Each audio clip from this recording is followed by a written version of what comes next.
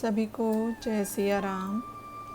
जैसा कि आप लोग जानते हैं, हम लोग श्रीमद् गोस्वामी तुलसीदास जी के श्री रामचरितमानस रामायण पढ़ रहे हैं। पिछले वीडियो में हमने पढ़ा था शिव जी सामर्थ्यवान हैं, इस विवाह के हो जाने में सब तरह भलाई है। यद्यपि शिव जी की आराधना कठिन है, पर कष्ट उठाने से वह प्रसन्न भी शीघ्र होते हैं। अब हम इससे आगे पढ़ते हैं। जो तुम्हारी पुत्री तप करे तो शिवजी होनहार को भी मेट सकते हैं। यद्यपि जगत में अनेक वर हैं, परंतु इसके लिए तो शिव के सिवाय कोई दूसरा वर नहीं है। शिवजी वर देने वाले शरणागत के दुखारी कृपा सागर हैं। शिवजी की आराधना के बिना मनवांछित फल नहीं मिल सकता, चाहे करोड़ों योग और जप करो। यह कह भगवान का स्मरण कर नारद जी ने पार्वती को आशीर्वाद दिया। अब इसका सब भला होगा, हे शैलराज, सब संशय छोड़ दो। यह कह नारद ब्रह्मलोक को गए। अब जो आगे हुआ सो सुनो। पति को एकांत में पाकर मैना बोली, हे नाथ, मुनि की बात मेरी समझ में नहीं आई।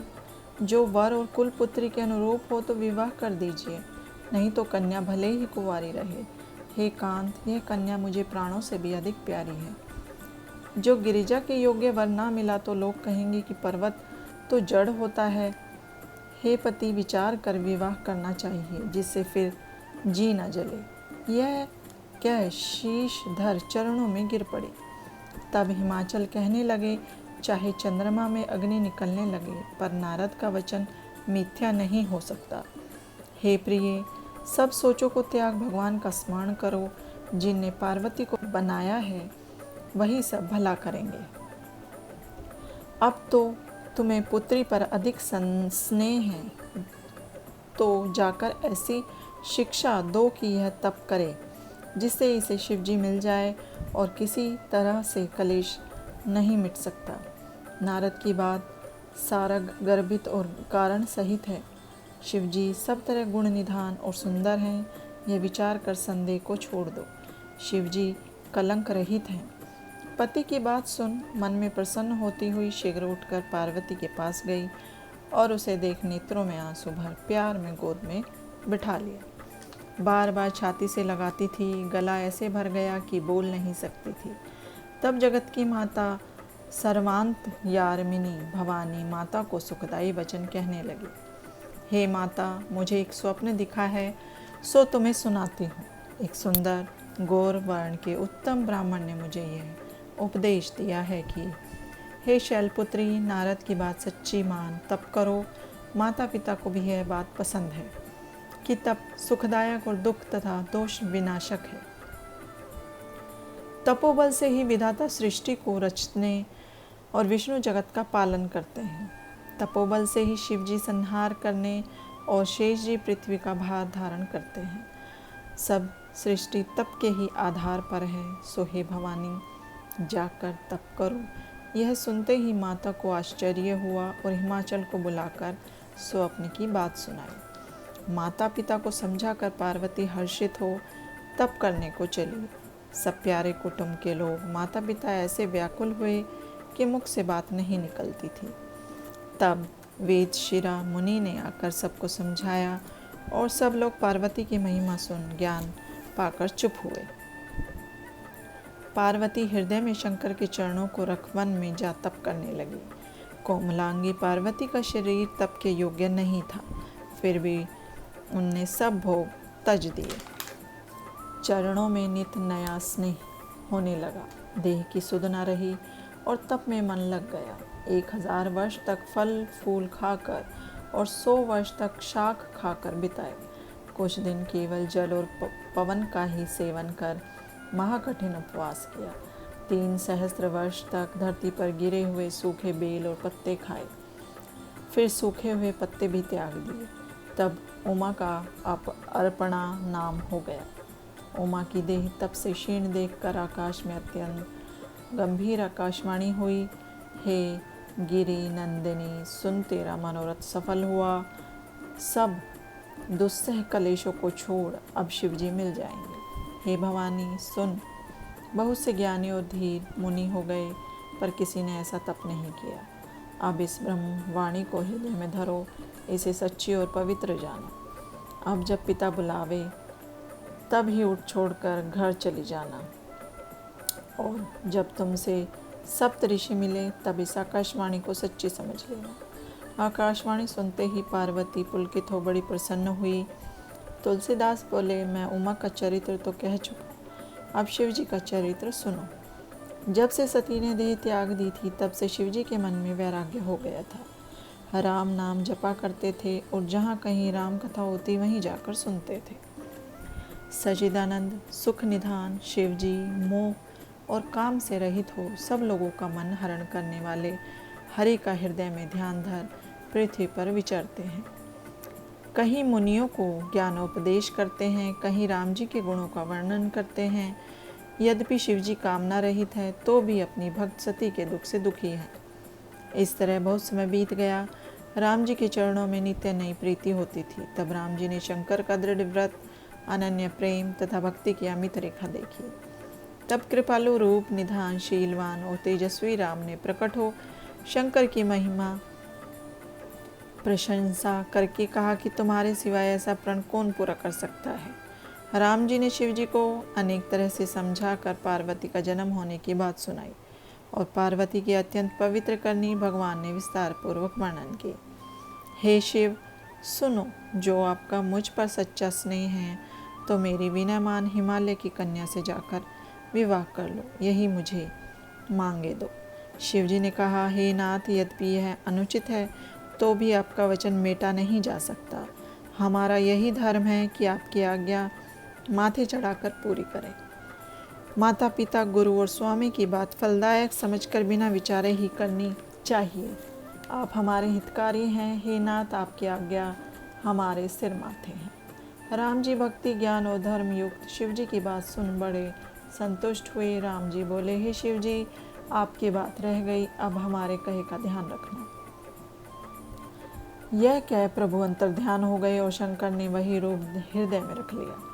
उसी समय सप्तऋषि शिव जी के पास आए। शिव जी ने यह मनोहर बात उनसे कही, हे ऋषियों, तुम पार्वती के पास जाकर उसके प्रेम की परीक्षा लो और हिमाचल को उसके पास भेजकर उसे घर भिजवा दो, उसका सब संदेह भी दूर कर दो। शिव जी की बात सुन ऋषि वहाँ गए जहाँ भवानी तप कर रही थी। ऋषियों ने वहाँ पार्वती को ऐसे देखा जैसे तपस्या मूर्ति रूप धारण कर रही हो। मुनि बोले कि हे शैल कुमारी, तुम किस कारण ऐसा तप कर रही हो?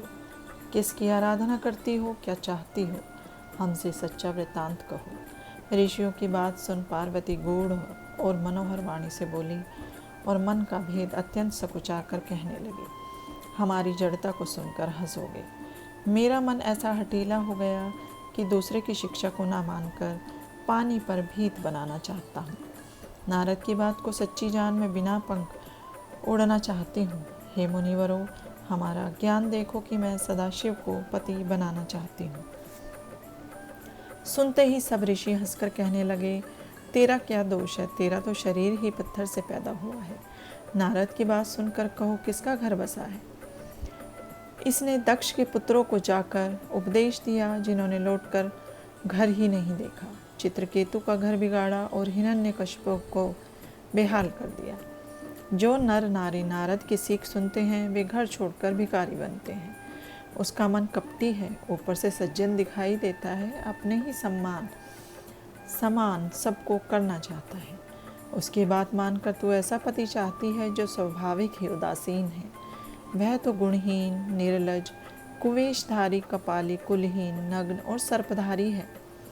ऐसा वर पाने से क्या लाभ? तू अच्छे हट के बहकावे में आई। पंचों के कहने से शिव ने सती से विवाह किया, फिर उसे कलंक लगवा मरवा डाला। अब सुख से सोता है, न कुछ चिंता है न सोच, संसार में भीख मांगकर खाता है। ऐसे इकलखोरों के घर क्या कभी नारी टिक सकती है? अब भी हमारा कहना मानो, हमने तुम्हारे लिए अच्छा वर सोचा है, जो बड़ा सुंदर, पवित्र, सुखदाई और सुशील है, जिसके यश की लीला वेद गाते हैं, सब दोषों से रहित और गुण निधान है, लक्ष्मी के पति और वैकुंठवासी है। ऐसा वर तुमको लाकर मिलावेंगे। सुनते ही भवानी हंसकर कहने लगी, तुमने सच कहा, मेरा शरीर पत्थर से उत्पन्न है। प्राण भले ही चले जाएं, पर प्रण न छूटेगा। सुवर्ण भी पत्थर से निकला है, जो जलने पर भी नहीं बदलता। मैं नारद के वचन को न छोड़ूंगी, चाहे घर बसे या उजड़े। इन बातों से नहीं डरती। जिसे गुरु के वचन पर विश्वास नहीं, उसे स्वप्न में भी सुख नहीं मिल सकता। चाहे महादेव जी अवगुणों के ही घर क्यों न हो, चाहे विष्णु सर्वगुण निधान ही हो, जिसका मन जिससे रमता है उसको उसी के से काम है। हे मुनिवरों, जो आप पहले मिलते तो आप ही की शिक्षा सिर धर सुनती। अब तो मैं अपना जन्म शिव जी के लिए हार चुकी। भले बुरे का कौन विचार करता है। जो तुम्हारे जी में बड़ा हट ही है और वर ढूंढे बिना रहा ही नहीं जाता है, तो कौतुकियों को क्या आलस्य। संसार में उनके लिए अनेक वर कन्या हैं।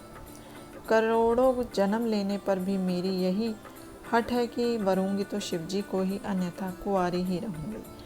शंकर भी 100 बार कहे तो भी नारद के उपदेश को न छोड़ूंगी। पार्वती बोली, मैं तुम्हारे पांव पड़ूं, अब घर सिधारो, आपको बहुत देर हुई है।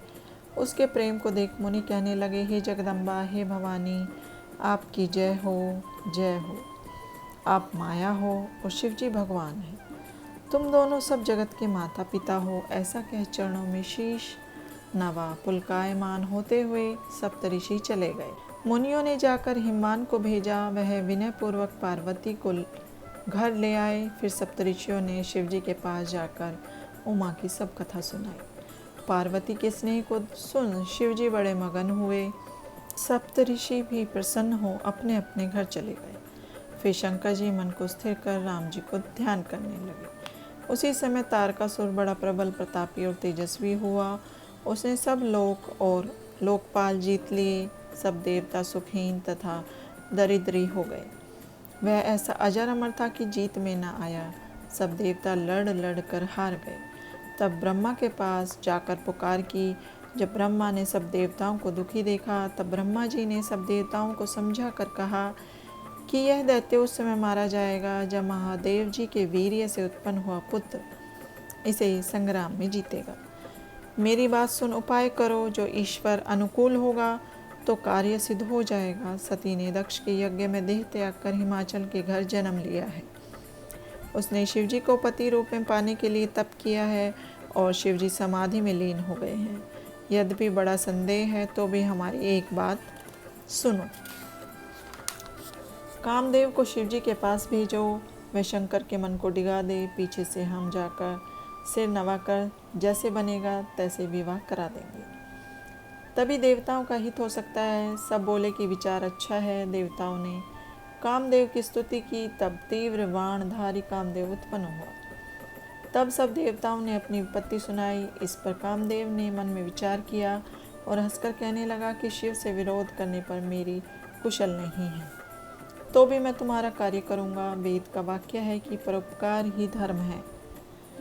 जो और के लिए अपनी देह त्याग देते हैं उनकी संतजन प्रशंसा करते हैं। यह कह सबको प्रणाम कर पुष्पों का धनुष हाथ में ले चला। चलते चलते कामदेव जी ने मन में सोचा कि शिवजी से विरोध करने पर निश्चय ही हमारी मृत्यु है। तब उसने अपना प्रभाव फैलाया, जिसे संसार को वशीभूत कर लिया। कामदेव के कोप करते ही वेदोक्त धर्म का मर्यादा रूपी पुल टूट गया।